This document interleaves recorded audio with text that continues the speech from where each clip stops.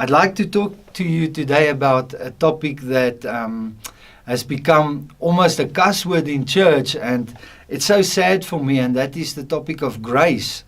You know, the Bible is very clear that in Ephesians 2 verse 8 it says, by grace we have been saved through faith, and it is not out of ourselves, but it is from God. It is so no man can boast.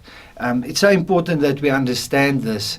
And I said to my team the other day, I said to them, the day the term grace, the word grace, becomes a bad word in church, we're in big trouble. Because you see, we can't be saved by our own works. We can't be saved by our own righteousness. We just don't qualify. And grace is God's supply for our needs. He says in 2 Corinthians 12, I want to read this for you. It's Paul speaking. He says, 3 times I prayed to the Lord about this, and I asked him to take it away. He's talking about this thorn that he had in his flesh. We don't know what it was. Some people say it was his stumbling. Others, some say he was stuttering. Others say that maybe he had a short temper. We don't really know. But the answer is from the Lord. His answer was, my grace is all you need, for my power is greatest when you are weak. My power is made perfect in your weakness.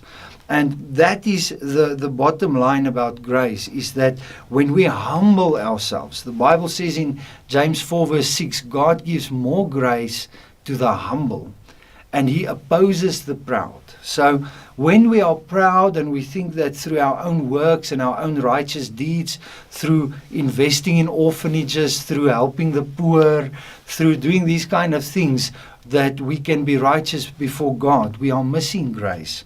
We are missing the point of grace. The other day I spoke to someone. He said to me, grace teaching is making people stumble.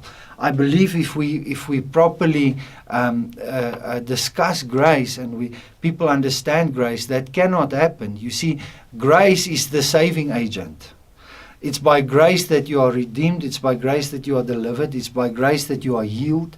It's by grace that you woke up this morning. It's by grace that you have a job. And we access this grace by faith. So it's not a swear word. It's not a bad word. It is something that we need to embrace, that we need to stand in. Romans 5 verse 2 says, we stand in this grace. We have access into this grace by faith, and we stand in it, and our hope is in the glory of God. So I want to encourage you with this. John 1 verse 16, from his fullness we have received grace upon grace.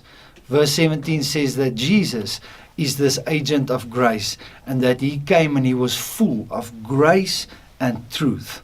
So if you want to combine grace and truth, it's simple. Focus on Jesus. Focus on the ministry of Jesus. Focus on the cross. Focus on the life of Jesus.